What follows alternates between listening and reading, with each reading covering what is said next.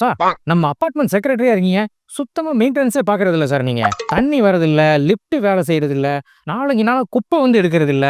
Watchman அப்போன்னு எப்போ தான் வராரு. என்ன சார் மெயின்டனன்ஸ் பார்க்குறீங்க?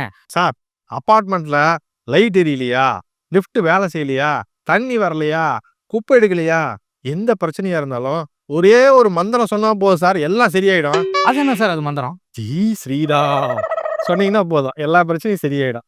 என்ன சார் இது? மெயின்டனன்ஸ் பார்க்காம ஜெய் ஸ்ரீராம் சொன்னா எல்லாம் சரியாயிருங்கிறீங்க.